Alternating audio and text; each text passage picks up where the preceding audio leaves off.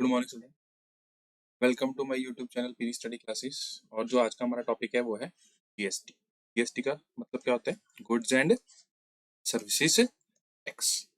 तो देखो, इससे पहले जो इंडिया था उसके अंदर बहुत सारे क्या लगते थे? टैक्सेस लगते थे। हर छोटी छोटी जगह पर क्या लगता था? टैक्स लगता था। जैसे अगर आप कोई चीज को मैन्युफैक्चर कर रहे हो, ठीक है ना, तो आपने अगर कोई चीज को क्या किया, मैन्युफैक्चर किया, तब आपके ऊपर क्या लगता था? एक्साइज ड्यूटी लगता था, ठीक है ना। अच्छा, उसके बाद जब वो सामान मैन्युफैक्चर होकर शॉप तक पहुंचता था तो उसके बीच के अंदर क्या लग जाता था? वैट लग जाता था।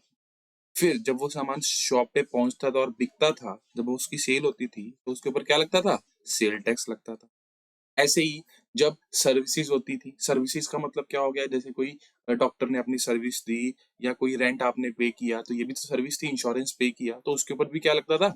सर्विस टैक्स लगता था। तो मतलब ऐसे छोटे छोटे छोटे छोटे बहुत सारे टैक्सेस क्या थे हमारे कंट्री के अंदर लगते थे, ठीक है ना। मैन्युफैक्चरिंग के ऊपर सेल के ऊपर सेल टैक्स हो गया, वैल्यू एडिशन के ऊपर वैट हो गया, ठीक है, excise duty, import duty, export duty, ऐसे बहुत सारे छोटे छोटे टैक्स लगते थे।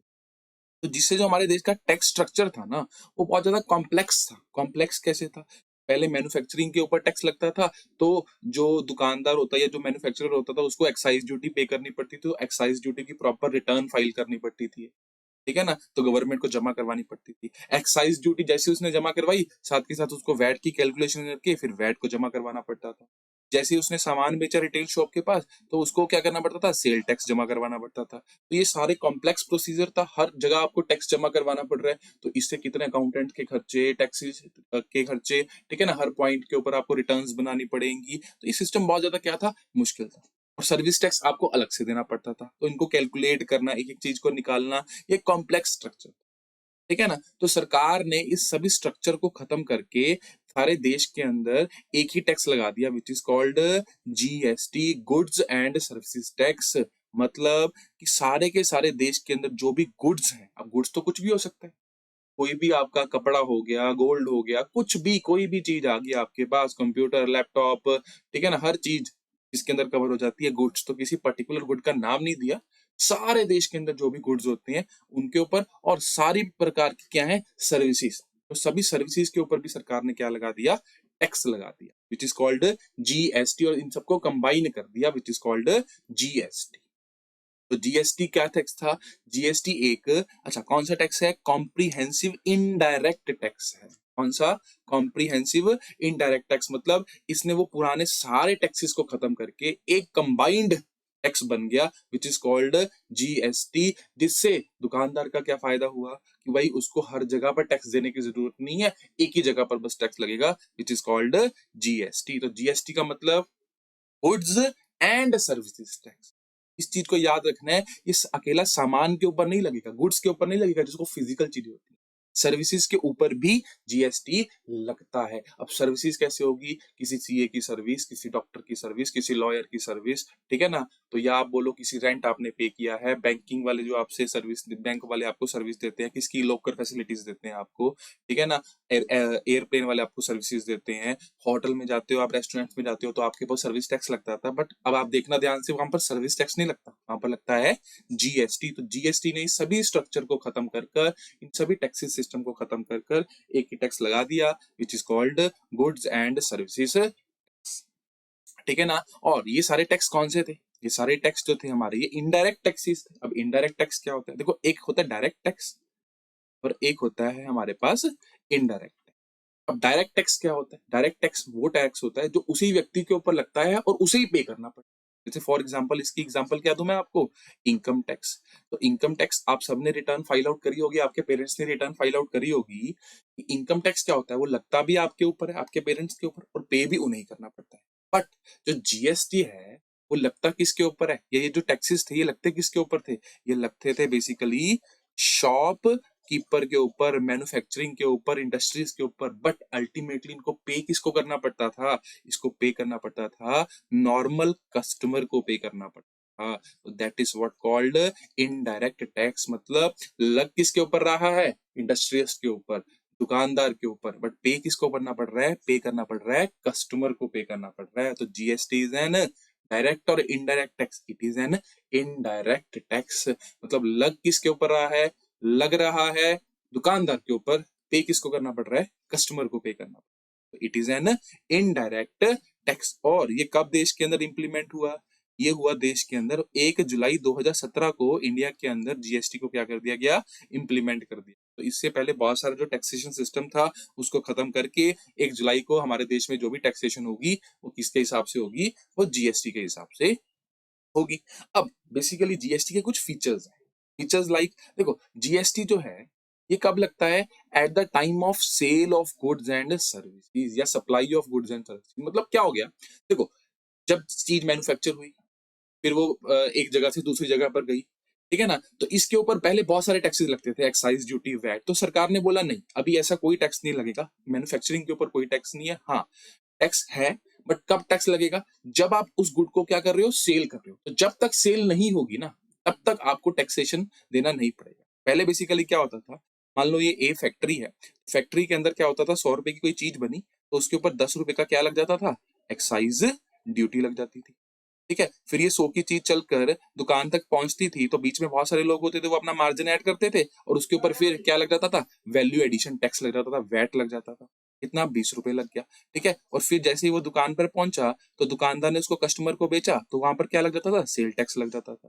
तो ऐसे 3-3 टैक्सेस थे दुकान तक पहुंचने के लिए, फाइनल सेल होने तक 2 तो 3 से 4 टैक्सेस लग जाते थे। तो सरकार ने बोला नहीं, ऐसा अब कुछ नहीं होगा, आप मैन्युफैक्चर कीजिए, ठीक है, दुकान तक सामान को पहुंचाइए, जैसे ही फाइनल सेल होगी, या फाइनल सेल नहीं है, जैसे ही वो चीज बिकेगी तब उसके ऊपर क्या लगेगा? टैक्स लगेगा। और या फाइनल कस्टमर को जो सर्विस प्रोवाइड की जाएगी, यानी कि सीए फाइनल या डॉक्टर फाइनल सर्विस देगा, तभी उसको बेसिकली क्या होगा? जीएसटी लगेगा उसको। ठीक है ना, तो ये सारे झंझट जो थे कि भाई मैन्युफैक्चरिंग के टाइम पे आप छुपाओ, ये करो वो करो, वो सारा कुछ क्या कर दिया? खत्म कर दिया। अच्छा, क्या जीएसटी सभी चीजों के ऊपर लगता है? It divide on all goods and services except कुछ चीजों के ऊपर अभी भी जीएसटी नहीं लगता, जैसे अल्कोहल, इलेक्ट्रिसिटी एंड पेट्रोलियम। देखो, जीएसटी तो एक सेंट्रल टैक्स है, पूरे देश के अंदर लगा है, तो उससे फायदा क्या हुआ बेसिकली? कि सभी देश में जो चीजों के प्राइसेस हैं वो इक्वल हो। आप चाहे यहाँ पर कोल्ड ड्रिंक की बोतल ले लो, ठीक है ना, दिल्ली के अंदर, चाहे आप पंजाब के अंदर ले लो, चाहे हरियाणा के अंदर ले लो, चाहे महाराष्ट्र के अंदर ले लो, वहां पर एक ही रेट है, एक ही टैक्स लगेगा उस कोल्ड ड्रिंक के ऊपर। बट सरकार ने कुछ चीजों को इससे क्या किया? एग्जम्प्ट किया। एग्जम्प्ट किया मतलब छोड़ दिया। जैसे क्या? अल्कोहल। तो आपने देखा होगा हरियाणा के अंदर या पंजाब के अंदर या दिल्ली के अंदर अल्कोहल के जो रेट्स हैं उसमें क्या है? फर्क है, डिफरेंट है। क्यों? क्योंकि उस पर एक कंबाइंड टैक्स नहीं लग रहा जीएसटी, उस पर अभी भी वो एक्साइज ड्यूटी, वैट, वो वाले टैक्सेस लग रहे हैं। ऐसे इलेक्ट्रिसिटी का भी फर्क है, ठीक है ना। पेट्रोल भी आपने देखा होगा किसी स्टेट के अंदर थोड़ा सा सस्ता होता है, किसी के अंदर महंगा होता है। क्यों होता है बेसिकली ये? क्योंकि इसके ऊपर जीएसटी नहीं लगता, इसके ऊपर छोटे छोटे गवर्नमेंट क्या लगाती है? अपनी स्टेट गवर्नमेंट, सेंट्रल गवर्नमेंट अपने हिसाब से टैक्सेस लगाती है। तो इन तीनों चारों चीजों को सरकार ने क्या कर रखा है? जीएसटी से बाहर कर रखा है। मतलब ये सारी चीजें जीएसटी के अंदर इंप्लीमेंट नहीं होती, ठीक है ना। और सबसे इंपॉर्टेंट जो जीएसटी है हमारा, वो कौन सा टैक्स है? It is a destination based tax. कौन सा टैक्स है ये? It is a destination based tax. अब डेस्टिनेशन बेस्ड टैक्स का मतलब क्या हुआ? देखो, इसका मतलब है कि जहां पर सामान बिका वहीं पर उसके हिसाब से क्या लगेगा? टैक्स लगेगा। तो इसको एक एग्जांपल से हम देखते हैं। देखो, फॉर एग्जांपल कि ए एक राजस्थान का, ठीक है ना, एक राजस्थान का एक मैन्युफैक्चरर था, उसने आकर जो सामान को बेचा, बेसिकली वो बेचा, बी को बेचा, और कहाँ बेचा? आके बेसिकली वेस्ट बंगाल के अंदर आकर बेचा उस सामान। तो बेसिकली वो जो सामान था वो अल्टीमेटली कंज्यूम कहाँ पर हुआ? उसकी डेस्टिनेशन क्या थी? वो फाइनली गया कहाँ? देखो, बिका तो शायद राजस्थान से, बट एक्चुअल में वो गया कहां पर? वो गया वेस्ट बंगाल के अंदर। तो जीएसटी जो लगेगा ना, वो वेस्ट बंगाल के हिसाब से लगेगा। और कौन कलेक्ट करेगा? कौन सी गवर्नमेंट लेगी उसको? वेस्ट बंगाल की गवर्नमेंट, ठीक है ना। तो it is called a destination based tax. Destination मतलब, या इसको फाइनल कंजप्शन भी बोलते हैं, कि बेसिकली जो कंजप्शन है वो कहां पर हो रही है। ये ओरिजिन बेस्ड टैक्स नहीं है। कौन सा? Origin based tax. तो ओरिजिन बेस्ड टैक्स क्या होता था? कि जहां पर सामान बना है ना, मान लो सामान कहां पर बना था? राजस्थान के अंदर, तो टैक्स भी इस कौन सी गवर्नमेंट कलेक्ट करेगी? राजस्थान की, ठीक है ना। तो it is N origin based tax. But destination based tax का मतलब क्या है? डेस्टिनेशन बेस्ड टैक्स का मतलब होता है कि जहां पर वो चीज जो है वो फाइनली क्या हुई गई, कंज्यूम हुई, ठीक है ना, जहां पर वो चीज फाइनली कंज्यूम हुई, that is called destination based tax, यानी कि कंजप्शन बेस्ड टैक्स है, फाइनल कंजप्शन के ऊपर डिपेंड करता है। तो देखो, सामान तो राजस्थान में बिका, बट बेचा किसको? वेस्ट बंगाल को बेचा। तो फाइनल कंजप्शन कहां पर हुई? वेस्ट बंगाल के अंदर हुई। तो कौन सी गवर्नमेंट इस टैक्स को कलेक्ट करेगी? वेस्ट बंगाल की गवर्नमेंट। जैसे अगर एक और एग्जांपल लें कि मान लो, ठीक है ना, जो राम था वो एक दिल्ली का दुकानदार था। अब उसने एक हरियाणा के दुकानदार को क्या बेचा? सामान बेचा, ठीक है ना। तो ये टैक्स बेसिकली ओरिजिन तो दिल्ली में है इसका, ठीक है ना, बट हम कौन सा बेस कर रहे हैं? डेस्टिनेशन। तो अल्टीमेटली ये जाएगा कहां पर? हरियाणा के अंदर ना। तो डेस्टिनेशन क्या है इसकी? इसकी डेस्टिनेशन है हरियाणा। तो इसके हिसाब से टैक्स लगेगा इसके ऊपर, हरियाणा गवर्नमेंट के हिसाब से, या हरियाणा गवर्नमेंट के हिसाब से क्या लगेगा इसके ऊपर, मतलब कौन बेसिकली टैक्स तो एक ही लगेगा, ठीक है ना, बट इसको कलेक्ट कौन करेगा? इसको कलेक्ट करेगा Haryana government, because it is a GST जो है वो डेस्टिनेशन बेस्ड टैक्स है, कंजप्शन बेस्ड टैक्स है, कि एक्चुअल में कंजप्शन कहां पर हुई। तो मान लो अगर हम बोलते हैं कि हरियाणा, ठीक है ना, तो हरियाणा का एक जो डिस्ट्रिक्ट है वो है क्या? अंबाला। और उसी से वो रोहतक के अंदर, रोहतक भी क्या है? अंबाला की एक डिस्ट्रिक्ट है, ठीक है ना। तो अंबाला से रोहतक के अंदर सामान बेचा गया। तो देखो, ओरिजिन भी सेम स्टेट के अंदर हुआ है और कंजप्शन भी सेम स्टेट के अंदर हुई है। तो पैसा कौन कलेक्ट करेगा? हरियाणा गवर्नमेंट कलेक्ट करेगी।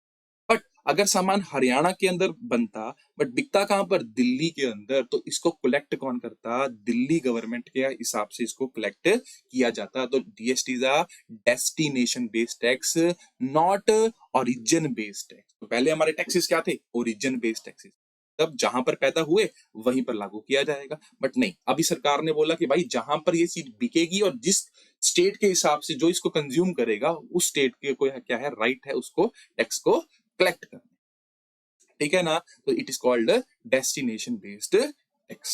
अच्छा, इसमें आपको किसका बेनिफिट मिलता है? इस पे आपको मिलता है इनपुट टैक्स क्रेडिट का बेनिफिट। अब इनपुट टैक्स क्रेडिट का मतलब क्या होता है वो हम आगे देखेंगे, आगे की वीडियो के अंदर हम समझेंगे, ठीक है ना। चलो, अच्छा, रजिस्ट्रेशन क्या है? कंपलसरी है, ठीक है। किसको कंपलसरी है जीएसटी के अंदर रजिस्ट्रेशन करवाना? जिसका जो ग्रॉस टर्नओवर है, मतलब टोटल टर्नओवर है किसका? सामान का, गुड्स का। कि जो व्यक्ति गुड्स बेच रहा है अपनी स्टेट के अंदर, कितने से ज्यादा? 40 लाख से ज्यादा। कि मान लो मिस्टर ए है और वो पंजाब का क्या है? रहने वाला है, और उसने अपनी स्टेट के अंदर पिछले साल 50 लाख रुपए का सामान बेच दिया। मतलब उसकी सेल कितनी होगी है? प्रॉफिट की बात नहीं कर रहे हैं, वो सेल की बात कर रहे हैं। कितनी सेल? 50 लाख की सेल। तो अगर उसकी 50 लाख की सेल या 40 लाख से बेसिकली ज्यादा सेल हो गई है, तो उसको जीएसटी लेना क्या है? कंपलसरी है, क्योंकि वो क्या बेच रहा है? गुड्स बेच रहा है। और अगर ऐसे ही मान लो कोई सर्विस होती, सर्विस मान लो कोई डॉक्टर, इंजीनियर, ठीक है ना, कोई एजुकेशनिस्ट, उस सर्विस होती और वो अपनी सेम स्टेट के अंदर 20 लाख से ज्यादा की सर्विस बेच रहा है। कितने की? 20 लाख से ज्यादा की। तो मान लो एग्जाम्पल, मिस्टर ए थे, वो एक डॉक्टर थे, कहाँ के? दिल्ली के, ठीक है ना। तो अब जो वो पेशेंट देखते हैं, उनकी जो ग्रॉस रिसिप्ट कलेक्ट होती है ना, पिछले पूरे साल कितनी कलेक्ट हुई? 30 लाख की। तो क्या उन्हें जीएसटी नंबर लेना कंपलसरी है? यस, बिकॉज उन्हें सर्विस टैक्स देना पड़ेगा, तो जीएसटी देना पड़ेगा, क्योंकि उनका जो टर्नओवर था ना, मतलब जो सेल थी, ग्रॉस रिसिप्ट थी, वो 20 लाख से क्या है? ज्यादा है, और विद इन द स्टेट है। अच्छा, अगर मान लो ये लोग स्टेट से बाहर सामान बेचते हैं, फिर चाहे 1 रुपए की सेल ही क्यों ना हो, इनको जीएसटी लेना ही लेना पड़ेगा। मतलब इंटर स्टेट सेल के ऊपर कोई भी लिमिट नहीं है। इसके ऊपर, इंटर स्टेट सेल के ऊपर कोई भी लिमिट नहीं है। मतलब कि अगर आप सेम स्टेट के अंदर सामान बेच रहे हो, सेम स्टेट के अंदर, फिर तो आपको ये 40 लाख और 20 लाख वाली लिमिट, 40 लाख किसके लिए? गुड्स के ऊपर, 20 लाख किसकी? सर्विस के ऊपर। बट अगर आप सामान बाहर बेच रहे हो, ठीक है ना, मतलब बाहर इन the sense, for example Punjab वाला सामान कहाँ बेचता है? उसकी डीलिंग शायद दिल्ली के अंदर होती है, तो उसको तो जीएसटी लेना क्या है? कंपलसरी है। टर्नओवर मैटर ही नहीं करता, चाहे वो 10 रुपए की सेल ही क्यों ना करे। बट अगर वो सेम स्टेट के अंदर करता है, तब टर्नओवर मैटर करता है। कितना? 40 लाख एंड 20 लाख। और सरकार ने जो जीएसटी की रिजीम को इतना आसान बनाया, सरकार ने बोला सिर्फ जो सारे गुड्स एंड सर्विसेज हैं, कोई भी गुड है, कोई भी सर्विस है, वो इन सिर्फ 5 कैटेगरी में ही लगेंगे, इनके ऊपर 5 ही जीएसटी लगेंगे और कोई जीएसटी नहीं लगेगा। यही स्लैब्स होंगे। पहला क्या था? 0%, फिर 5%, फिर 12%, ठीक है ना, और फिर 18% और फिर 28%। तो जैसे हम बोले कि आजकल कपड़ों के ऊपर कितना लगता है, 5% लगता है, ठीक है ना। और आपको अगर कोई सर्विस टैक्स है, जैसे बेसिकली आपको जो भी ये डॉक्टर्स वगैरह हैं इनके ऊपर कितना लगता है, 18%। कार्स के ऊपर कितना लगता है, 28%। और ये जो आपकी और आइटम्स हैं, जैसे बोला इलेक्ट्रॉनिक्स आइटम्स हैं, कुछ आइटम्स के ऊपर कितने परसेंट लगता है, 12%। तो ये है बेसिकली आपका जीएसटी का स्लैब रेट, कि 5 स्लैब रेट है यहाँ पे। 0%, तो 0% कौन सी है, 0% है जैसे मिल्क हो गया, ठीक है ना। और क्या हो गया, वीट हो गया। बट अभी गवर्नमेंट ने इसका भी स्लैब क्या कर दिया, 0% से 5% में इसको कन्वर्ट कर दिया। 0% स्लैब रेट का मतलब क्या है कि भाई टैक्स लगा नहीं, बट लग सकता है। टैक्स तो लग रहा है बट रेट कितना है, 0%। तो जो हमारी इसेंशियल चीजें होती है ना, बेसिक नेसेसिटी की चीज, तो उसको सरकार 0% के अंदर करती है, और बाकी को 5-12 उसकी रेलिवेंस के हिसाब से करती है। जैसे कार है, एक लग्जरी आइटम है, तो उसके ऊपर कितना लगेगा, 28% लगेगा, ठीक है ना। जो बहुत कम लग्जरी आइटम है, जो बेसिक नेसेसिटी है, उनके ऊपर 0% या 5%। और जो मीडियोकर है, इलेक्ट्रॉनिक गुड्स हैं, वो 12 से 18%। जैसे सर्विस टैक्स, आप अभी रेस्टोरेंट के अंदर जो सर्विस चार्जेस होते हैं वो 5% के हिसाब से लगते हैं। तो ये जीएसटी था आपका, मोटा मोटा आपको मेरे ख्याल में जीएसटी, ये थ्योरी बेस्ड था जीएसटी, ठीक है ना। चलो, अब जीएसटी के कैरेक्टरिस्टिक्स की बात करें कि मतलब जीएसटी के फीचर्स क्या हैं, तो it is N comprehensive direct tax, क्योंकि सभी टैक्सेस को खत्म करके एक ही टैक्स बन गया, विच इज कॉल्ड जीएसटी। और ये देना किसको पड़ेगा, कौन चार्ज कर सकता है जीएसटी, जो रजिस्टर्ड होगा, अनरजिस्टर्ड व्यक्ति तो लगेगा नहीं। और it is a value added tax. Value added tax क्या है, वो भी जब आप इसके क्वेश्चंस करोगे तब आपको अच्छे से समझ में आएगा। And it is a destination based tax. Destination based tax का आपको सबको पता चल गया कि जहां पर वो गुड्स एंड सर्विसेज कंज्यूम्ड होंगी वहीं पर ये टैक्स लगेगा। और ये सेल बेस्ड टैक्स है, मतलब सामान जब बिकेगा ना तब टैक्स लगेगा, और जिस जहां पर वो कंज्यूम हुआ है उसकी गवर्नमेंट के हिसाब से टैक्स लगेगा। जैसे फॉर एग्जांपल ए था और बी था, ए थे कहाँ के, हरियाणा का, और बी कहाँ का था, महाराष्ट्र का। तो जब ए ने सामान बेचा बी को, तो टैक्स तो कहां पर लगा, सेल, जब सेल करी, क्योंकि ए तो कलेक्ट करेगा टैक्स, बट किसके हिसाब से, कि भाई कंजप्शन एक्चुअल में कहां हो रही है, महाराष्ट्र के अंदर कंजप्शन हो रही है, ठीक है। तो वो जमा किसको करवाएगा, वो बेसिकली सेंट्रल गवर्नमेंट को जमा करवाएगा, और गवर्नमेंट उसको महाराष्ट्र की गवर्नमेंट को अपने आप क्या कर देगी, पे कर देगी, ठीक है ना। तो बेसिकली जब सेल होगी अभी क्या लगेगा, टैक्स लगेगा, बट किसके हिसाब से लगेगा, महाराष्ट्र, जहां पर वो चीज क्या हो रही है, बेसिकली कंज्यूम्ड हो रही है, तो क्या लगेगा यहाँ पर, आईजीएसटी लगेगा। ये भी आप आगे समझोगे, अभी 2 मिनट, ठीक है ना। तो ये था हमारे पास डेस्टिनेशन बेस्ड टैक्स, मतलब एक्चुअल में चीज कहां पर कंज्यूम हो रही है, ठीक है ना, कहां पर कंज्यूम हो रही है, महाराष्ट्र के अंदर, तो महाराष्ट्र गवर्नमेंट के हिसाब से जो भी टैक्सेशन होगी वो कलेक्ट करेगी गवर्नमेंट, बट लगाएगा कौन, हरियाणा का व्यापारी, और देगा किसको, महाराष्ट्र में। वो इसके अंदर क्या रिजीम होती है, कैसे देगा, ठीक है, कि हरियाणा गवर्नमेंट नहीं मांगेगी, वो मांगेगी पद्धति। चलो, अच्छा, input tax credit allowed. Input tax credit का मतलब क्या होता है कि सेट ऑफ अलाउड होता है। अब सेट ऑफ क्या होता है, इसकी भी बात आपको बस थोड़ी प्रैक्टिकल एग्जांपल्स में आप समझ लोगे बहुत इजीली। अच्छा, कास्टिंग इफेक्ट नहीं होता। कास्टिंग इफेक्ट का मतलब क्या होता है, टैक्स के ऊपर टैक्स नहीं लगता। अब टैक्स के ऊपर टैक्स क्या मतलब क्या होता है, देखो, मान लो पहले क्या होता था, भाई ए ने एक चीज मैन्युफैक्चर करी कितने की, 100 रुपए की, और उसके ऊपर कितना एक्साइज ड्यूटी पे किया, 10 रुपए का, तो वो चीज कितने की होगी थी, 110 की होगी थी, ठीक है ना। उसके बाद उसने आगे वो चीज दुकान तक पहुंचाई, तो 50 रुपए और ऐड कर दिए, 160 हो गए, तो फिर उसके बाद 10% क्या लग गया, जीएसटी लग गया, तो वो कितने की होगी, 176 की होगी। तो अब सोच के देखिए कि जो ये 160 के ऊपर टैक्स लगा, अल्टीमेटली वो चीज कितने की थी, 100 की, और 50 उसने प्रॉफिट किया, तो टैक्स 150 के ऊपर लगना चाहिए था।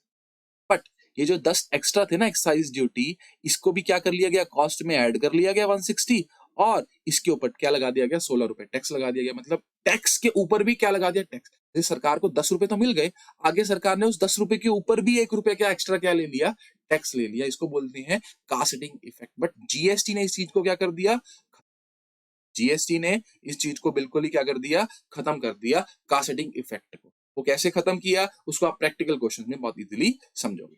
चलो, तो GST collection is not a income but liability. देखो, जो भी व्यापारी जो होगा, जैसे हरियाणा का व्यापारी था, इसने जो जीएसटी कलेक्ट किया, ये इसकी कमाई नहीं, इसके लिए लायबिलिटी है, क्योंकि इसको उस पैसे को किसको जमा करवाना है, गवर्नमेंट को जमा करवाना। और कौन सी गवर्नमेंट को जमा करवाना है, वो डेस्टिनेशन बेस के ऊपर डिपेंड। चलो, अब जीएसटी को लाने के पीछे क्या ऑब्जेक्टिव, कि सारे देश को एक मार्केट बना दिया जाए जिसमें एक ही टैक्स लगे, विच इज कॉल्ड जीएसटी। और कास्टिंग इफेक्ट मतलब टैक्स के ऊपर टैक्स ना लगे। तो आपने देखा ही था कि टैक्स के ऊपर लगातार टैक्स लगता था, ठीक है ना। बिजनेस आसान हो जाए, इज ऑफ डूइंग, सारे टैक्सेस मर्ज हो जाए। बिजनेस कैसे आसान हुआ भाई, पहले आपको एक्साइज ड्यूटी, ठीक है ना, सेल टैक्स, वैट, ये सारी चीजें क्या करनी पड़ती थी, पे करनी पड़ती। बट अब आपको एक ही जगह एक ही गवर्नमेंट को टैक्स देना पड़ेगा, एक ही रिटर्न बनानी पड़ेगी, तो आसान, इफेक्टिव होगा। कैसे? टैक्स एविजन रुकेगी। पहले क्या होता था, मैन्युफैक्चरिंग हुई तो जानबूझ के कम मैन्युफैक्चरिंग दिखा दी जाती थी, या वैल्यू एडिशन उतनी हुई नहीं थी, हर जगह बिल, तो चेकिंग भी सरकार के लिए बहुत मुश्किल होती थी, और टैक्स इवेशन के चांस क्या होते थे, टैक्स चोरी के चांस बढ़ जाते थे। बट जीएसटी ने क्या बोला, भाई सामान बिकेगा तो टैक्स लगेगा। तो देखो कुछ भी सामान है देश में, वो बिकेगा तो सही ना, तो जैसे ही बिकेगा उसके ऊपर क्या लगेगा, टैक्स लगेगा। और फॉरेन डायरेक्ट इन्वेस्टमेंट, तो आप सोच के देखो, कोई ऐसी कंट्री जहां पर हर जगह पॉइंट पॉइंट पर टैक्स लगता है, या कोई ऐसी कंट्री जहां पर सिर्फ एक ही जगह पर टैक्स लगता है, इसके अंदर फॉरेन इन्वेस्टर्स जाएंगे जीएसटी वाली जगह पे, ठीक है ना। और जीडीपी को क्या किया, बढ़ाया। जीडीपी कैसे बढ़ी, तो जीडीपी कैसे बढ़ी कि नए टैक्सेस आए, लोगों ने, बहुत ज्यादा लोगों ने जीएसटी के अंदर रजिस्ट्रेशन कराई, क्योंकि उनको लगा कि भाई ठीक है अब छोटे छोटे टैक्स देने की जरूरत नहीं है, थोड़ी बहुत ही सेल होगी, और सरकार इनको बेनिफिट भी दे रही थी। इसका बेनिफिट दे रही थी, इनपुट टैक्स क्रेडिट का बेनिफिट दे रही थी, और कास्टिंग इफेक्ट भी नहीं। तो नए बिजनेस आए, ठीक है ना, नए नए और बिजनेस इकोनॉमी के अंदर आना शुरू किया, और कैश इकोनॉमी रिड्यूस हो। देखो कैश इकोनॉमी क्या होता है, हमारे देश के अंदर दो टाइप की इकोनॉमी है, एक तो जो कागजों के ऊपर लीगल इकोनॉमी होती है, एक कैश इकोनॉमी। कैश इकोनॉमी क्या होती है, जैसे आपने देखा होगा, आपने आसपास कहीं बर्गर खाया, कुछ खाया, क्या वो आपको बिल देते हैं, नहीं देते। तो ये होती है कैश इकोनॉमी, कैश के अंदर ट्रांजेक्शन चलती है सर। तो इन कैश के ऊपर जो ट्रांजेक्शन हो रही है, क्या इसके ऊपर जीएसटी पे किया जा रहा है, नहीं किया जा रहा। बट सरकार ने जो लिमिट रखी 20 लाख की या 40 लाख की, तो उससे क्या हुआ, बहुत सारे बिजनेसेस को जीएसटी के अंदर आना पड़ा, तो जिससे देश की जीडीपी बढ़ी। कैसे, पहले तो ये चीजें बनती तो थी, बट सरकार को कैलकुलेट नहीं कर पाती थी, बिकॉज सरकार तो उन्हीं चीजों को कैलकुलेट करेगी ना जिनका उनके ऊपर बिल होगा। बट अब जैसे ही रजिस्ट्रेशन सरकार ने शुरू करी, ठीक है ना, तो इन लोगों को और बेनिफिट्स दिए, तो ये नए लोग जीएसटी के अंदर आए, जिससे सरकार, देश की जीडीपी क्या हुई, जो कैलकुलेट नहीं होती थी वो कैलकुलेट होनी शुरू होगी, देश की जीडीपी। तो ये थे हमारे पास जीएसटी के ऑब्जेक्ट। अब हमारे पास मेन प्रैक्टिकल शुरू होता है कि what is the category of GST. देखो जीएसटी जो है उसकी दो कैटेगरी, जीएसटी जो है उसकी दो कैटेगरी है, इंट्रा स्टेट और इंटर स्टेट। अब इंट्रा स्टेट का मतलब क्या है, इंट्रा स्टेट का मतलब है विद इन द स्टेट, कि अगर जो सामान है वो स्टेट के अंदर ही बेचा जाएगा तब उसका टैक्स क्या लगेगा, और इंटर स्टेट मतलब जो सामान स्टेट के बाहर बेचा जाएगा तब टैक्स क्या लगेगा। तो जब सामान स्टेट के अंदर ही बेचा जाएगा तब उसके ऊपर दो टैक्सेस लगते हैं, सीजीएसटी और एसजीएसटी, या अगर यूनियन टेरिटरी हो तो क्या लगेगा, एसजीएसटी की बजाय यूजीएसटी लग जाए, ठीक है ना। और अगर वो सामान स्टेट से बाहर बेचा जाए तब उसके ऊपर कौन सा टैक्स लगता है, तब उसके ऊपर लगता है IGST, which is called integrated goods and services tax. तो इसको हम छोटी सी एक एग्जांपल के रूप में समझ, देखो होता क्या है कि मान लो मिस्टर ए थे, वो एक मैन्युफैक्चरर थे या कुछ भी थे, सेल कर सामान बेच रहे थे, किसको बेच रहे थे, फर्नीचर को बेच रहे थे, ठीक है ना। मिस्टर ए जो थे वो फर्नीचर का काम करते थे, और कहाँ पर रहते थे वो, बेसिकली वो पंजाब के अंदर, लुधियाना के अंदर रहते थे। अब मिस्टर ए ने वो सामान पंजाब के अंदर ही अमृतसर के अंदर क्या किया, एक कस्टमर को, अमृतसर का जो कस्टमर था उसको बेच दिया। तो देखो ये सामान की जो सेल प्रोड्यूस हुई, जो मतलब बेचा गया, ये कहां पर बेचा गया, स्टेट के अंदर बेचा गया, ये स्टेट के बाहर बेचा गया। ये जो सामान बेचा गया हमारा, ये कहां पर बेचा गया, विद इन द स्टेट, यानी कि ये इंट्रा स्टेट है। तो इसके ऊपर टैक्स लेने के लिए, देखो सामान बिका है तो टैक्स तो देना ही पड़ेगा, ठीक है ना। तो टैक्स लेने के लिए कौन कौन आएगा, सबसे पहले तो कौन आया, पंजाब गवर्नमेंट आई। पंजाब गवर्नमेंट ने क्या बोला कि भाई स्टेट के अंदर सामान मिला है, हमें क्या चाहिए, टैक्स चाहिए। और दूसरा कौन आई, सेंट्रल गवर्नमेंट भी तो आई। तो सेंट्रल गवर्नमेंट ने क्या बोला कि भाई पंजाब तो इंडिया के अंदर ही है ना, तो हमें भी क्या चाहिए, टैक्स चाहिए, बिकॉज हमारी टेरिटरी के अंदर सामान बिका है।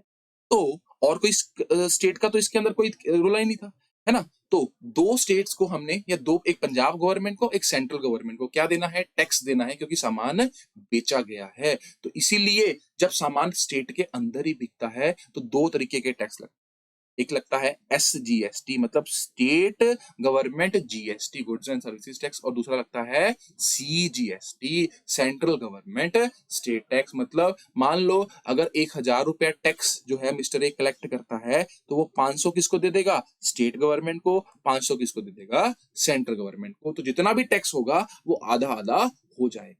तो जब भी टैक्स स्टेट के अंदर लगे तो हमारे पास कितने टैक्स लगते हैं, दो टैक्स लगते हैं, सीजीएसटी एंड एसजीएसटी। दो टैक्स का मतलब ये नहीं है कि 10% अगर टैक्स था तो 20% लग गया, नहीं, टैक्स 10% ही लगा, बट उसको अब देना क्या पड़ेगा, आधा आधा, कितना कितना, 5% और 5%, आधा आधा टैक्स देना पड़ेगा। किसको आधा देना पड़ेगा, स्टेट गवर्नमेंट को, आधा देना पड़ेगा सेंट्रल गवर्नमेंट।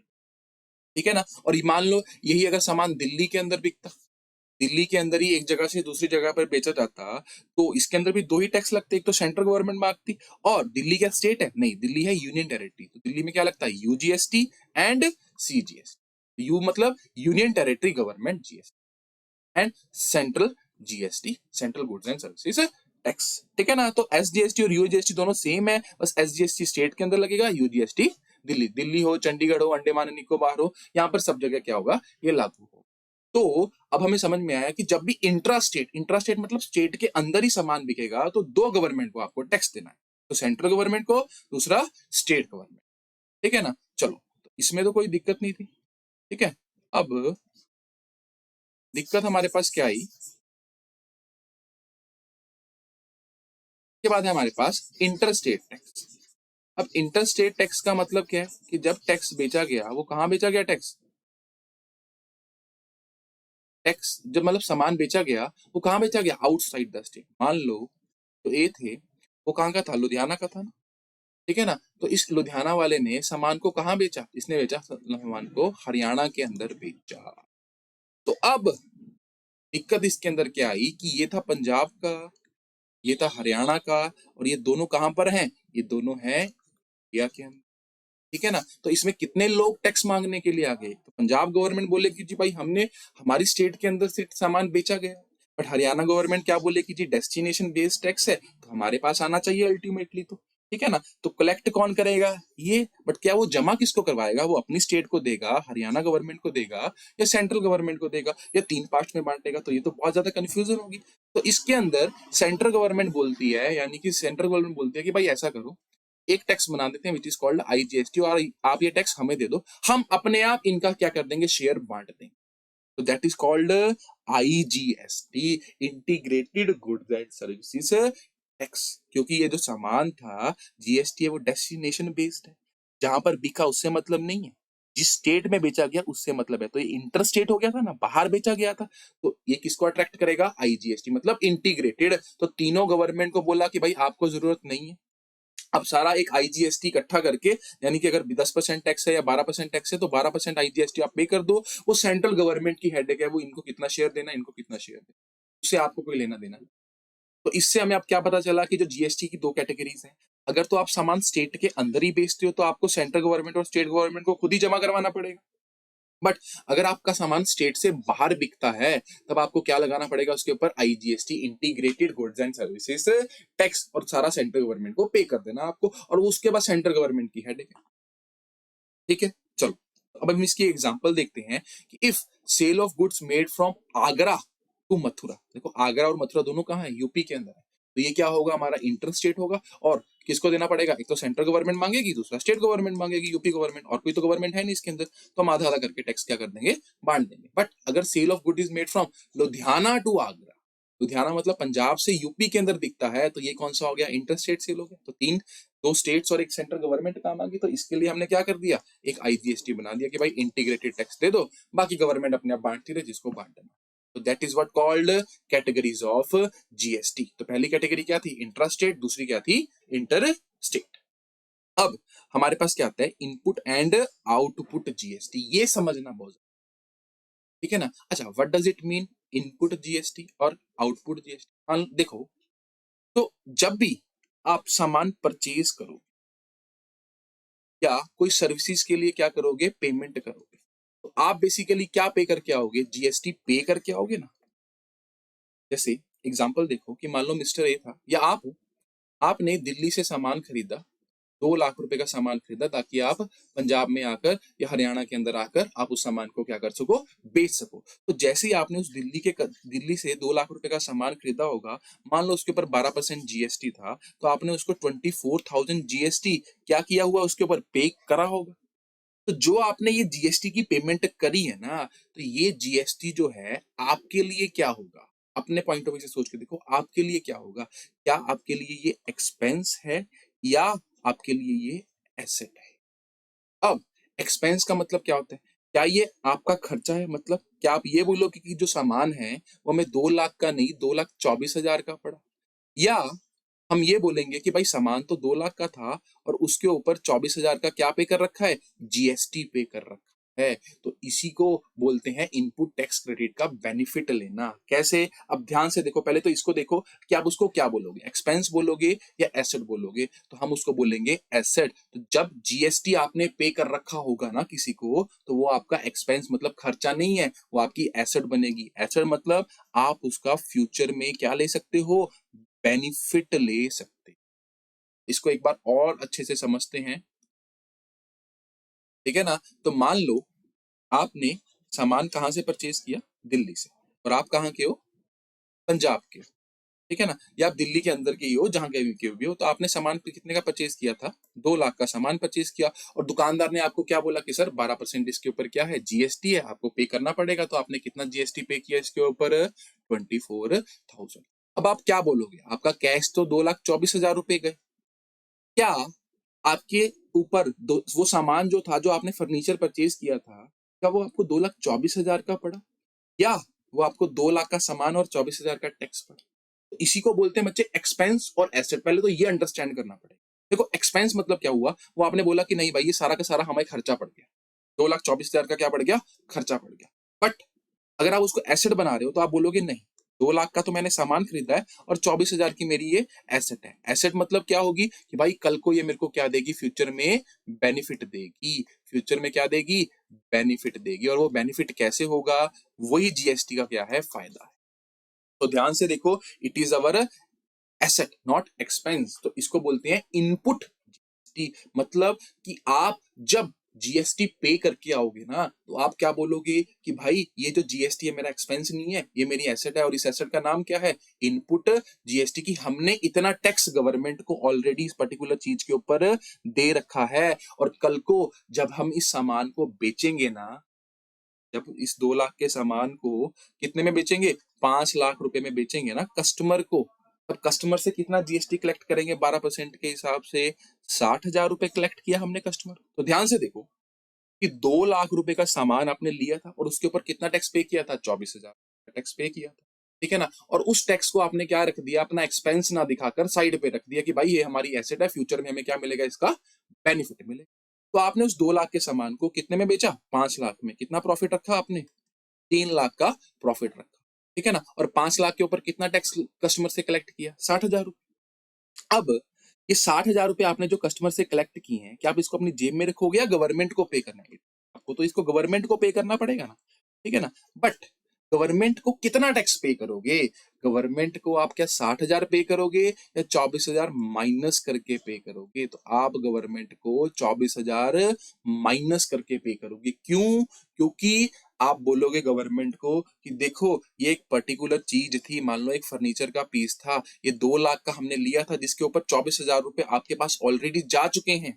उसके अंदर हमने सिर्फ 3 लाख ही और ऐड किए हैं। मतलब कितनी वैल्यू ऐड करी है, 3 लाख। तो 3 लाख के हिसाब से 12% के हिसाब से सिर्फ 36,000 ही इसके ऊपर टैक्स बनता है, जो नया जनरेट हुआ है। बाकी तो हम ऑलरेडी इसके ऊपर क्या करके आ चुके हैं, पे करके आ चुके हैं। या इसको आप ऐसा देखो कि आप बोलोगे कि ये 5 लाख का हमने बेचा है और इसके ऊपर बेसिकली कितने का प्रॉफिट, कितने का टैक्स पे कर दिया हमने, 60,000 का टैक्स पे मतलब लिया है कस्टमर से।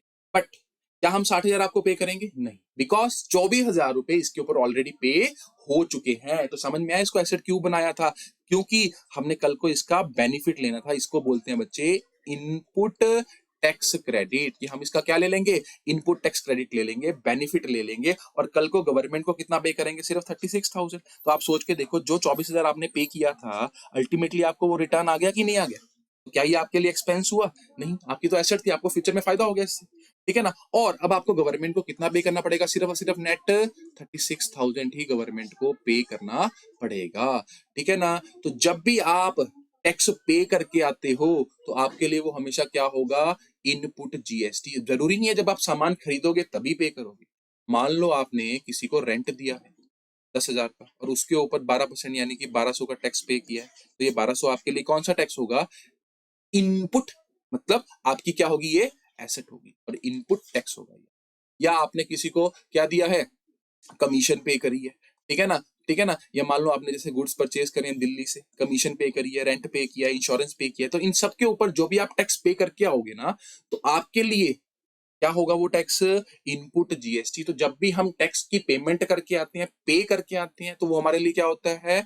इनपुट होता है। और आउटपुट का मतलब क्या होता है? जब आप सामान या सर्विसेज को बेचते हो तब जो आप जीएसटी कलेक्ट करते हो, दैट इज कॉल्ड आउटपुट। मतलब कि मान लो आपने कितने का सामान बेचा था? 5 लाख, और कस्टमर से 12% के हिसाब से कितने कलेक्ट किए थे? 60,000 रुपए। तो ये 60,000 रुपए क्या आपने अपनी जेब में रखने हैं या गवर्नमेंट को पे करने हैं? गवर्नमेंट को पे करने हैं ना। आपके लिए ये क्या हो गया? आपकी लायबिलिटी। तो it is your output GST. तो आउटपुट जीएसटी कब होता है? जब आप पैसा कलेक्ट करते हो, जीएसटी कलेक्ट करते हो, किसके लिए? अपनी जेब में रखने के लिए, गवर्नमेंट को देने के लिए? गवर्नमेंट को देने के लिए। और इनपुट जीएसटी कब होता है? जब आप टैक्स को पे करके आते हो। तो ये चीज हमने याद नहीं रखनी कि परचेज के ऊपर हमेशा इनपुट लगेगा या सेल के ऊपर इनपुट लगेगा। नहीं, आप देखो, जब आप सामान खरीद कर आ रहे हो तो आप टैक्स आपको मिला है कि आप देकर आ रहे हो? हम टैक्स पे करके आ रहे हैं, तो it is our input GST. क्यों इनपुट है ये जीएसटी? बिकॉज हमें इसका बेनिफिट मिलेगा। हम जो ये टैक्स पे करके आ रहे हैं, ये हमारी एसेट है, एक्सपेंस नहीं है, खर्चा नहीं हो गया, ये एसेट हमने इसको साइड पे रख लिया। और कल को इस साइड पे रखी हुई चीज का हमें फायदा कैसे मिलेगा? जब भी हम कस्टमर से सामान कलेक्ट करेंगे ना, टैक्स कलेक्ट करेंगे, तो इतना काट कर रिमेनिंग को गवर्नमेंट को पे कर देंगे। तो अब आप सोच के देखो, अल्टीमेटली जो सारा का सारा टैक्स था वो लगा किसके ऊपर? कस्टमर के ऊपर, है ना। तो चलो एक और एग्जांपल देखते हैं कि मान लो ए था एक दिल्ली का, आपने उससे सामान खरीदा कितने का? 1 लाख का। और कितना टैक्स पे किया उसके ऊपर? 12% के हिसाब से 12,000 रुपए। तो आपने इस टैक्स को साइड पे रख लिया, और कल को आपने इसी सेम चीज को 2 लाख रुपए में किसको बेच दिया? कस्टमर को बेच दिया फाइनल। तो उस कस्टमर को वो चीज कितने की पड़ी? 2 लाख की पड़ी कि 2,24,000 की पड़ी? 2,24,000 की। देखो, कस्टमर के लिए 24,000 एसेट नहीं होगा, क्योंकि कस्टमर को उसके बाद इस सामान को बेचना नहीं है। तो अल्टीमेटली सारा बोझ किसके ऊपर पड़ा? उस फाइनल कंज्यूमर के ऊपर। और आप कितना टैक्स पे करोगे गवर्नमेंट को? आपने कस्टमर से कलेक्ट तो 24,000 की है, बट आप 24 पे करोगे नहीं। आप बोलोगे जी हम 1 लाख के ऊपर ऑलरेडी 12,000 देकर आ चुके हैं, तो गवर्नमेंट को सिर्फ आप 12,000 पे करोगे। तो आपके जो 12,000 थे वो भी रिफंड हो गए, और जितनी बेसिकली वैल्यू आपने ऐड करी, कितना प्रॉफिट ऐड किया था आपने? 1 लाख की वैल्यू ऐड करी थी, और इसके ऊपर कितना टैक्स बनता था 1 लाख के हिसाब से? 12,000। जितनी वैल्यू आपने ऐड करी उतना ही टैक्स आप गवर्नमेंट को पे कर दोगे। तो अल्टीमेटली जीएसटी को क्या बोलते हैं? वैट भी बोलते हैं। वेल, जीएसटी वैट कंसेप्ट के ऊपर बेस्ड है। वैट कंसेप्ट मतलब वैल्यू एडिशन कंसेप्ट, कि जितनी आप वैल्यू ऐड कर रहे हो ना, उतने के ऊपर ही क्या लगेगा? टैक्स लगेगा। तो चाहे आप उसको ऐसे भी निकाल सकते हो कि भाई अल्टीमेटली उसके कितना आप पे करके आ चुके हो, या आप वैल्यू एडिशन के तरीके से भी निकाल सकते हो। आई थिंक आपको ये चीज समझ में आ गई होगी। देखो, हमारे लिए, दुकानदार के लिए वो इनपुट जीएसटी या आउटपुट था, बट कस्टमर के लिए तो वो चीज उसको कितने की पड़गी? 2,24,000। मान लो आप भी अगर एक कोई कार लेकर आते हो, तो आप ये तो नहीं बोलते कि 7 लाख की कार है और 3 लाख हम उसके ऊपर जीएसटी पे करके हैं। नहीं, आपको वो कार 10 की पड़ती है, आपके लिए वो पूरा का पूरा 3 लाख क्या है? कॉस्ट है। बट जो इस कार के दुकानदार होते हैं, जो मीडियोकर्स होते हैं, जैसे सबसे पहले मैन्युफैक्चरिंग वाला होगा, शायद उसने 5 लाख रुपए की सामान बनाया होगा, उसके ऊपर उसने 1 लाख का टैक्स पे किया होगा। आगे जो जिस शोरूम से आप लेकर आए हो, उन सभी को वो बेनिफिट्स मिलेंगे, और अल्टीमेटली वो सारा का सारा उस टैक्स वो किससे चार्ज किया जाएगा? आपसे किया जाएगा। That is what GST is, indirect tax. कि अल्टीमेटली ये जो 3 लाख थे या जो 24,000 थे, ये पड़े किसके सिर के ऊपर? कस्टमर के सिर के ऊपर। 12,000 रुपया इस साई में ले लिया, और आपने भी अपना काट कर जितना आपकी वैल्यू ऐड हुई आपने, देखो टोटल 24,000 का टैक्स लगा, और 24 का 24 कस्टमर से ले लिया।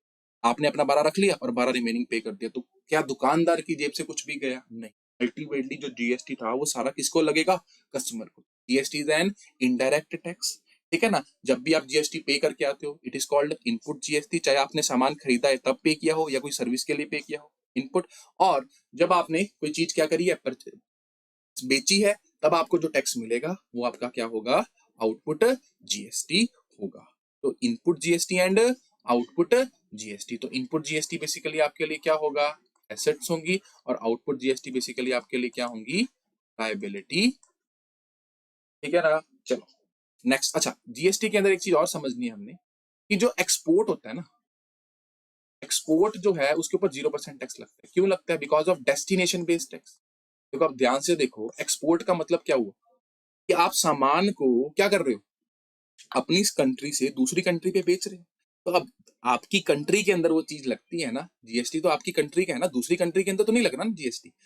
तो एक्सपोर्ट के अंदर क्या होगा? टैक्स क्या होगा? 0। बिकॉज पता ही नहीं कितना कंजप्शन कहां पर हो रही है, कहां पर नहीं हो रही है, दूसरी कंट्री के अंदर उसका टैक्सेस क्या है। तो इस वजह से एक्सपोर्ट हमेशा क्या होता है? 0% होता है। ऐसे इंपोर्ट जो होता है उसके ऊपर टैक्स लगता है अकॉर्डिंग टू जीएसटी। कैसे? क्योंकि सोच के देखो, आपने सामान बाहर से मंगवाया, बट वो बिका कहाँ पर, आया कहाँ पर, आपकी कंट्री के अंदर आया ना, तो कंजप्शन कहाँ पर हुई, डेस्टिनेशन कहाँ थी, कंट्री, तो उसके ऊपर क्या होगा, टैक्स लगेगा। और वो जो टैक्स है आपको पे करना पड़ेगा किसके हिसाब से, रिवर्स चार्ज मैकेनिज्म के हिसाब से। कौन सा, रिवर्स चार्ज मैकेनिज्म। अब ये क्या होता है, रिवर्स चार्ज मैकेनिज्म क्या होता है हमारे पास, देखो रिवर्स चार्ज मैकेनिज्म एक छोटी सी बात है।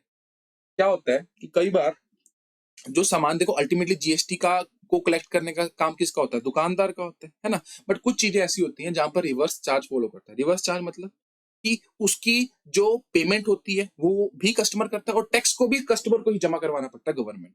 जैसे ये आई थिंक लॉयर्स होते हैं कुछ, उनकी जो फीस के अंदर होता है ये, कि जब भी आप लॉयर को फीस पे करोगे तो लॉयर का काम क्या बनता है, बेसिकली आपसे टैक्स कलेक्ट करेगा और गवर्नमेंट को जमा करवाएगा। बट नहीं, यहाँ पर रिवर्स चार्ज मैकेनिज्म अप्लाई होता है। मतलब आपको लॉयर को फीस भी देनी पड़ेगी उसकी 10,000, और जो उसका 1,200 रुपए टैक्स होगा ना, वो आप उसको नहीं दोगे, वो आप खुद गवर्नमेंट को क्या करोगे, जमा करवाओगे। मतलब होगा तो ये इनपुट ही आपके लिए, बट इसको जमा करवाने की जिम्मेवारी किसकी होगी, आप ही की होगी। तो इसको बोलते हैं रिवर्स चार्ज मैकेनिज्म। जैसे इंपोर्ट के अंदर भी रिवर्स चार्ज मैकेनिज्म हुआ, क्योंकि टैक्स आपके पास, सामान आपके पास आया, बट बाहर की कंट्री वाले को टैक्स लगाना था, बट वो तो आपके देश के अंदर है ही नहीं, उस पर तो जीएसटी लगता ही नहीं है। तो जो सामान आपने खरीदा उसके ऊपर जो जीएसटी बनता होगा वो आप ही को, मतलब कस्टमर को ही जमा करवाना पड़ेगा। That is what called reverse charge mechanism. तो एक छोटा सा टॉपिक था जीएसटी। चलो, अब हमारे पास इसके कुछ प्रैक्टिकल क्वेश्चन आते हैं। वो आते हैं कि taxable value on which GST is levied, मतलब वो वैल्यू जिसके ऊपर जीएसटी क्या होता है, लगता है। इस वैल्यू के ऊपर जीएसटी, तो देखो जीएसटी जो लगता है वो लगता है on goods which all discount and rebates are subtract. मतलब सारे डिस्काउंट, जो भी डिस्काउंट वगैरह होते हैं, प्री डिस्काउंट, पोस्ट डिस्काउंट, वो सारे माइनस, रिबेट माइनस करने के बाद जो भी अमाउंट बचती है उसके ऊपर क्या लगता है, जीएसटी लगता है। चलो, हम इसको एक छोटी सी एग्जांपल के साथ देखते हैं कि मिस्टर ए ऑफ आगरा, कहाँ के हैं वो, आगरा के हैं, purchase goods of ₹1,00,000 from mister B of Kolkata. कहां से खरीदा है सामान, सेम स्टेट से खरीदा है या बाहर से खरीदा है, उन्होंने बाहर से खरीदा है। तो जब इंटर स्टेट बात आती है तो कौन सा जीएसटी लगता है, आईजीएसटी लगता है। और हम मिस्टर ए ने परचेज किया, कितने का सामान परचेज किया है, 1,00,000 रुपए का सामान क्या किया है, परचेज किया। और कितने परसेंट जीएसटी लगा, 12%। तो कौन सा जीएसटी लगेगा, सीजीएसटी। सेम स्टेट है कि बाहर की स्टेट है, बाहर की स्टेट है। अच्छा, और एक बात, क्या मिस्टर ए के पॉइंट ऑफ व्यू से सोच के देखो, क्या ये कौन सा होगा, इनपुट या output, it is N input IGS. कितना, 12,000 रुपए। तो कितने रुपए पे करने पड़ेंगे मिस्टर ए को, बी को, 1,12,000। 1,00,000 किसका, गुड्स का, और 12,000 किस चीज का, 12,000 जीएसटी। कौन से वाला, इनपुट, और कौन सा, आई। नेक्स्ट एग्जांपल देखते हैं, एक्स पंजाब, एक्स जो था वो पंजाब का था, purchase goods from Y of Punjab. मतलब सेम स्टेट के अंदर है तो क्या लगेगा, सीजीएसटी एंड एसजीएसटी। कितने खरीदे, 2,00,000 के खरीदे, ट्रेड डिस्काउंट कितने का मिल गया, 10%, और जीएसटी कितने का लगा, 6% का। तो इस एग्जांपल को ध्यान से देखने हैं कि मान लो आप एक्स हो, आप पंजाब, आपने गुड्स परचेज किए वाई से, सेम स्टेट के अंदर, मतलब आपने अपने ही दोस्त से सामान परचेज किया। तो वो सामान को उसने क्या बोला, आपके दोस्त ने क्या बोला कि भाई कितने का सामान है वो, 2,00,000 का सामान है। तो आपने बोला कि भाई कोई डिस्काउंट, क्योंकि हम बल्क में ले रहे हैं सामान। तो ट्रेड डिस्काउंट कब होता है, जो बिजनेसमैन को दिया जाता है या जब बेसिकली वो बल्क में खरीदते हैं। तो उसने बोला हाँ। देखो, सबसे पहले आप दुकान पे गए, आपने पूछा कि सामान कितने का, उसने बोला कितने का है, 2,00,000 का। तो फिर आपने क्या बोला कि भाई कोई डिस्काउंट वगैरह है कि नहीं है, उसने बोला हाँ है ना। कौन सा, ट्रेड डिस्काउंट है। अगर आप बल्क में लेते हो तो आपने बल्क में लिया 2,00,000 का, और आपको 10% का ट्रेड डिस्काउंट मिला। तो मतलब अल्टीमेटली वो चीज कितने की पड़ी आपको, 1,80,000 रुपए की चीज पड़ी। तो आपने क्या बोला कि भाई बिल बना दे। तो बिल बनाएगा तो बिल के ऊपर क्या लगाना पड़ेगा, जीएसटी भी लगाना पड़ेगा ना। तो किस वैल्यू के ऊपर जीएसटी लगेगी, 1,80,000 के ऊपर क्या लगेगी, जीएसटी लगेगी। और कौन सी वाली, सीजीएसटी, एसजीएसटी। कितना, 6% ईच था। तो कितना हो गया भाई जीएसटी इसके ऊपर, 10,800, 10,800। तो टोटल आपको कितने रुपए देने पड़ेंगे, टोटल आपको देने पड़ेंगे 2,16,000 रुपए आपको देने पड़ेंगे। किसको, वाई को देने पड़ेंगे। ठीक है ना। अच्छा, सामान परचेज किए तो जीएसटी भी कौन सा लगेगा, इनपुट या आउटपुट, इनपुट, क्योंकि उसने क्या किया है, परचेज किया है, हम एक्स के पॉइंट ऑफ व्यू से देखें, नॉट फॉर वाई के पॉइंट। तो वाई के लिए वो क्या होगा, इनपुट या आउटपुट, वाई के लिए वो होगा इनपुट। चलो अब सेम एग्जांपल है और इसके साथ क्या लगता है, कैश डिस्काउंट लगता है।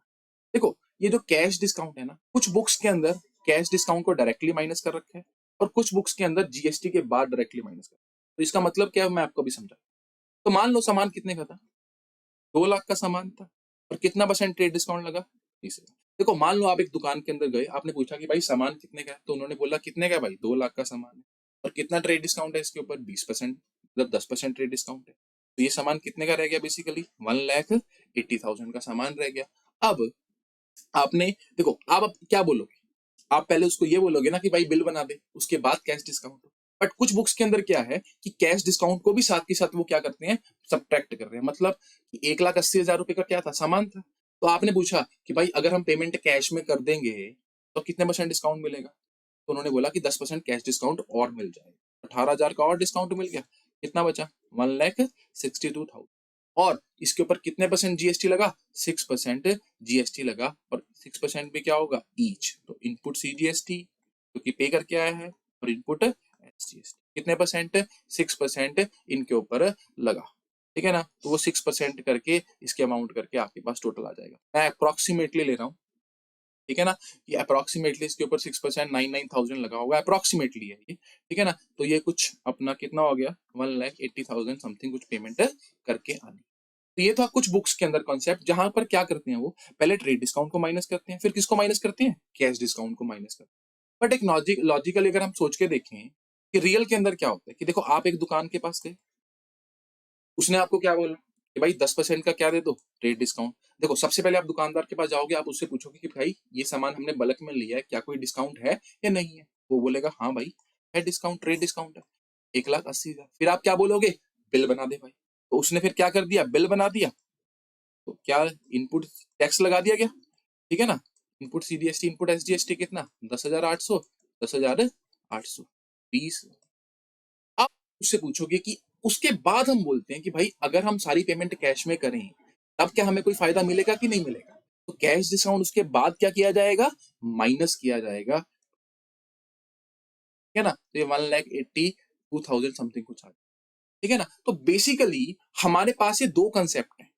अल्टीमेटली जो कुछ बुक्स के अंदर लिखा हुआ है कि भाई सभी डिस्काउंट माइनस करने के बाद जो टैक्सेबल वैल्यू निकलती है, बट कुछ बुक्स के अंदर हमारे पास क्या है कि भाई ट्रेड डिस्काउंट माइनस करने के बाद फिर जीएसटी लगाएंगे और आफ्टर दैट उनसे कस्टमर से पूछते हैं कि भाई कैश डिस्काउंट क्या होगा क्या नहीं। तो आप भी सोच के देखो कि बेसिकली सही वैल्यू तो मेथड तो क्या होगा, सही मेथड तो यही होगा ना। सबसे पहले आप किसी दुकान पे जाते हो, आप उनसे ये पूछते हो कि भाई कितना डिस्काउंट हमें ऑफर किया जा रहा है, वो बोलेगा 10% डिस्काउंट ऑफर किया जा रहा है। फिर आप बोलोगे ठीक है भाई बिल बना दो, और अगर हम पेमेंट कैश में करें तो कितना डिस्काउंट। नहीं तो सोच के देखो, एक दुकानदार क्या करेगा, वो 2 लाख रुपए का सामान है, 10% ट्रेड डिस्काउंट मतलब कितना हो गया, 20,000, बचा कितना, 1,80,000। और वो बोलेगा, मान लो उसको कोई रिश्तेदार था या कोई, वो बोलेगा कि भाई मैं तो 50% कैश डिस्काउंट देता हूँ, तो 90,000 सीधा माइनस हो गया, बचा कितना 90,000। और उसके ऊपर क्या देना पड़ेगा, जीएसटी। तो सरकार को नुकसान कितना ज्यादा है, क्योंकि आधी रकम रह जाएगी, आधा जीएसटी मिलेगा बिल्कुल, ठीक है ना। तो इस वजह से ये जो मेथड है, यही हमने बेसिकली क्या करना है, फॉलो करना है। बट जिसकी बुक इसी हिसाब से बोलती है वो इस हिसाब से भी क्या कर सकता है, फॉलो कर सकता है। मतलब पहले ट्रेड डिस्काउंट माइनस, फिर कैश डिस्काउंट माइनस, और फिर जो अमाउंट बची उसके ऊपर क्या लगा दिया, जीएसटी। बट अल्टीमेटली हम किसको फॉलो करेंगे, कि जो हमारे पास ट्रेड डिस्काउंट माइनस कर दिया, देन उसके ऊपर टैक्स लगाया, उसके बाद हम पूछते हैं भाई कितने परसेंट जीएसटी, कितने परसेंट डिस्काउंट आप दोगे। चलो, तो Y sold good to Z at ₹5 lakh, trade discount 10%, IGST 10%। तो ये तो सिंपल है। अच्छा ये क्या है, किसके पॉइंट ऑफ व्यू से सोचना है, सेल की है Y ने, कितने का, कितने की सेल करी थी, कितने का सामान था, 5 लाख का सामान था, और कस्टमर को क्या दे दिया, ट्रेड डिस्काउंट भी दिया कस्टमर को। कस्टमर को क्या बोला कि भाई 4,50,000 का सामान है, कस्टमर ने क्या बोला, भाई बिल बना दो, तो बिल बनाया। तो अब आप सेल के पॉइंट ऑफ व्यू से सोच के देखो, कस्टमर से आपने पैसा लिया है, क्योंकि सामान बेचा है तो पैसा लिया है, तो आपके पास सिर के ऊपर क्या आ गई, लायबिलिटी, और उसका नाम क्या था, आउटपुट। आउटपुट आईजीएसटी आपको दे रखा है, ये दे रखा है आईजीएसटी कितने परसेंट है, 12%, 4,000, ठीक है ना। 5,04,000 रुपए आपको कस्टमर से लेने हैं, जिसमें से 4,50,000 किसका था, सेल का था, और बाकी का किसका था? आउटपुट आईजीएस, और सामान बेचा है, कस्टमर से पैसा कलेक्ट किया। और ऐसा ही हमारे पास क्या है, Y sold good to Z at rupees 1 lakh, कितने का बेचा? 1 लाख का बेचा। कस्टमर को क्या बोला कि सर 10% का क्या है, ट्रेड डिस्काउंट मिल जाएगा आपको, तो रिमेनिंग कितना बच गया? 90,000। अभी वही कैश डिस्काउंट और आईजीएसटी, तो अगर नॉर्मल सिंपल बुक से मेथड से देखें तो कैश डिस्काउंट सबसे पहले क्या कर देंगे, सीडी को क्या कर देंगे, माइनस कर देंगे। फिर हमारे पास क्या बचा? 81,000। और ये कौन सी वैल्यू हो गई हमारे पास? टैक्सेबल वैल्यू, जिसके ऊपर क्या लगाएंगे? जीएसटी लगाएंगे। कितने परसेंट जीएसटी लगाना है? 10%। तो आउटपुट आईजीएसटी कितना लगेगा? 10%, 80,100। तो ये बेसिकली हमारे पास कितना आ गया? 89,100। बट नॉर्मली अगर हम इसको दूसरे मेथड से करते हैं तो क्या करते थे कि 1 लाख का सामान था, कस्टमर ने, दुकानदार ने बोला कि भाई 10% आपको बल्क में खरीदने के लिए मिल जाए। कस्टमर ने बोला कि बिल बना दो, तो बिल बनाया गया, तो इसके ऊपर क्या लगाया गया? Output IGST. कितना? 9,000, 99,000 आ गया। फिर कस्टमर ने पूछा कि अगर पेमेंट कैश में कर दी जाती है तो क्या डिस्काउंट मिलेगा? दुकानदार ने बोला यस मिलेगा। सीडी कितना? 99, ठीक है ना? इससे भी वैल्यू वही आई है, इससे भी वैल्यू वही है, बट कई चीजों में इसको फर्क आ जाता है, ठीक है ना? अभी शायद सेम आ गया है, बट कई देखो कैश डिस्काउंट में भी फर्क है, ठीक है ना? टैक्सेशन की वाला उसमें भी फर्क है, तो ये सब चीजों में फर्क आ जाता है, ठीक है ना? तो हमने यही सिस्टम को क्या करना है, फॉलो करना है। जिसकी बुक में ये दे रखा है वो इसके हिसाब से भी कर सकते हैं। अल्टीमेटली आप ये फॉलो करोगे कि पहले ट्रेड डिस्काउंट को माइनस करोगे, बिकॉज सबसे पहले आप दुकान पे जाते हो, आप उससे पूछते हो कोई डिस्काउंट है कि नहीं है, क्योंकि हम बल्क में ले रहे हैं, तो ट्रेड डिस्काउंट तो माइनस होगा ही होगा। उसके बाद आप बोलोगे सर बिल बना दो, और फिर आप उनसे पूछते हो कि भाई कुछ अगर कैश में कर दे, अभी ये तो नहीं है कि पहले, क्योंकि उससे तो सरकार को भी नुकसान है। तो थर्ड एग्जाम्पल हमारे पास क्या थी? X sold good to Y rupees 4 lakh, trade discount कितना था? 10%। आईजीएसटी कितना है? 10%। 50% amount received immediately by cheque, और कैश डिस्काउंट कितना मिल गया? 10%, ठीक है ना? चलो, तो अब देखते हैं कि एक्स ने सोल्ड किए गुड कितने के? 4 लाख का सामान बेचा, कितने परसेंट ट्रेड डिस्काउंट दे दिया भाई उसको? 40,000 का। दुकानदार ने क्या बोला कि भाई सेल 3,60,000 का सामान है, इसके ऊपर 10% क्या लगेगा? जीएसटी लगेगा। 10% जीएसटी हमने लगा दिया इसके ऊपर आईजीएसटी। ये मैं अपने वाले मेथड से ही कर रहा हूँ, तो कौन सा लगेगा? आउटपुट आईजीएसटी, ठीक है ना? कितना आ गया?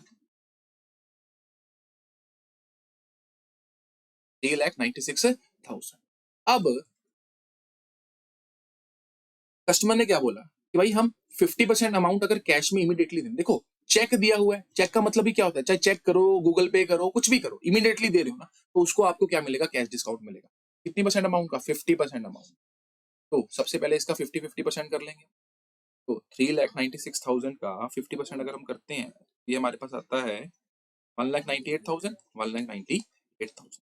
आधी अमाउंट पे तो कोई भी कैश डिस्काउंट नहीं मिला, बट इसके ऊपर कितना कैश डिस्काउंट मिला? 10%, यानी कि 19,800 क्या मिला? कैश डिस्काउंट मिला। तो ये तो 1,98,000 ही आ गया हमारे पास। और ये कितना आया? ये आया हमारे पास 1,88,000, 1,78,200। और इनको प्लस करके लिख देंगे कि भाई टोटल अमाउंट कितनी पे करेंगे, ठीक है ना? तो ये तो हमारे पास सिंपल मेथड था। अगर आपके नॉर्मल दूसरे मेथड से भी देखा जाए तो उससे क्या होगा कि भाई 4 लाख का सामान था, ट्रेड डिस्काउंट कितना था? 10%, तो 40,000 का ट्रेड डिस्काउंट मिला, तो कितना बच गया? 3,60,000। और अब क्या लगा देंगे? Cash discount. तो ध्यान से, कैश डिस्काउंट 50% अमाउंट के ऊपर ही, 1,80,000, 1,80,000 आधा आधा कर दिया इसको, और इसके ऊपर लगेगा 10% के हिसाब से, क्योंकि आधी पेमेंट करिए कैश में, तो ये आ गया 1,62,000, ये रहा 1,80,000। अब इसके ऊपर क्या लगेगा? जीएसटी लगेगा। कितने परसेंट जीएसटी था? 10% ही था। 16,200 इसके ऊपर लग गया, और 18,000। अब हम इसकी और, ठीक है ना? तो ये कितना आ गया हमारे पास? 1,78,200, और ये आ गया 1,98,000। तो इनको इन दोनों को प्लस कर देंगे, और जीएसटी की ये अमाउंट टोटल ये हो जाएगी, और बाकी की अमाउंट ये टोटल हो जाएगी। तो ये दोनों मेथड्स हैं आपके पास, आप कोई भी मेथड से कर सकते हो जीएसटी, पर बेसिकली इसी मेथड को फॉलो करना है कि पहले आप जीएसटी लगाओगे, देन उसको आधा आधा करके रिमेनिंग की पेमेंट करो। चलो, तो लास्ट एग्जांपल है हमारे पास, गुड्स कॉस्ट प्राइस कितना था? 2 लाख। देखो 2 लाख रुपए का क्या था? सामान था। कितने परसेंट प्रॉफिट पे बेचा? 20% प्रॉफिट पे बेचा। मतलब कितना? 20% प्रॉफिट। देखो, अब इसको ऐसा है, इसको ऐसा समझना है कि मान लो एक सामान था, 2 लाख का सामान था, आप दुकानदार के पास गए, तो क्या दुकानदार आपको कॉस्ट प्राइस बताएगा? दुकानदार को आपको प्रॉफिट ऐड करके बताएगा ना, आपको ये तो बोलेगा नहीं कि भाई 2 लाख का सामान है, 20% प्रॉफिट भी ले लो, इसके ऊपर मैं 20% प्रॉफिट ले रहा हूँ, तो आप दोगे नहीं। तो आपको वो हमेशा क्या करेगा, प्रॉफिट ऐड करके ही देगा। क्वेश्चन में नहीं दिया तो हम क्या कर देंगे, हम बोलेंगे भाई ये थी उसकी एक्चुअल में वैल्यू, 2,40,000 रुपए उसकी वैल्यू थी। अब इसके ऊपर कितने परसेंट ट्रेड डिस्काउंट मिलेगा, 10%। तो माइनस क्या कर दूंगा मैं, ट्रेड डिस्काउंट। तो समझ में आया। आपको कॉस्ट प्राइस दे दी, मतलब कितने में वो चीज खरीदी थी, 2 लाख में आपने प्रॉफिट ऐड किया। आप बोलोगे भाई कस्टमर को कितने रेट बोलोगे, कस्टमर को बोलोगे 2,40,000। कस्टमर पूछेगा कोई डिस्काउंट है, आप बोलोगे यस है। कितना रह गया, 2,16,000 रह गया। और क्या इसके ऊपर कोई कैश डिस्काउंट वगैरह है, वो कहते हैं 5% है अगर आप पेमेंट कैश में कर दोगे। तो अगर मैं हम अपने सिंपल मेथड से करें, सबसे पहले क्या लगाएंगे, जीएसटी लगाएंगे कि भाई बिल बना दो। 10% जीएसटी के हिसाब से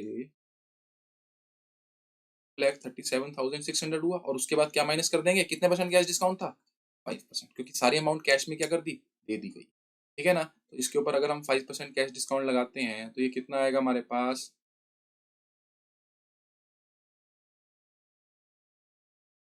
ठीक है ना। तो ये हमारे पास रिमेनिंग अमाउंट। बट अगर दूसरे तरीके से करें तब उससे कैसे होगा कि 2 लाख का वही था, 40,000 क्या था प्रॉफिट था, 2,40,000 ये था, 24,000 रुपए का हमने क्या माइनस कर दिया, इसमें से ट्रेड डिस्काउंट माइनस कर दिया, ये अमाउंट बची। पहले क्या माइनस करेंगे हम, सीडी 5% कैश डिस्काउंट माइनस करेंगे, और जो भी अमाउंट आएगी उसके ऊपर क्या लगा देंगे, जीएसटी लगा देंगे। ठीक है ना। तो ये था हमारे पास सिस्टम। चलो, तो आखिरी एग्जांपल है हमारे पास, क्या है, जैसे रेंट पे किया आपने, तो रेंट कितना पे किया है, 20,000 रुपए का, और जीएसटी 9% ईच था। देखो आपने पेमेंट करी है, तो सोच के देखो इसके ऊपर कौन सा लगेगा, इनपुट या आउटपुट, इनपुट। और 5 जीएसटी आपको बोल रखा है 9% ईच, ईच मतलब कि भाई जीएसटी भी होगा और एसजीएसटी भी होगा। तो कितना हो गया आपके पास, 1000 एंड इन कितने रुपए आपको देने पड़ेंगे उसको, 2,36,000। ठीक है ना। और ऐसे अगर आपको देख रखे कमीशन रिसीव्ड, आपको पैसा मिला है, कितना मिला है, 30 मिला है, मतलब आपकी लाइबिलिटी है और आपको जमा करवाना पड़ेगा। तो it is an output CGST, output SGST. कितना परसेंट, 6%। 400, 400 कितना आ गया, 44,000। तो चाहे आपके पास गुड्स हैं सर्विसेज हैं, उसके ऊपर क्या लगता है, जीएसटी लगता है। Thank you. ये था हमारे पास जीएसटी का पार्ट 1, जिसमें मैंने कंप्लीट जीएसटी समझाने की कोशिश करी है। उसके बाद हम इसकी जर्नल एंट्रीज देखेंगे। Thank you.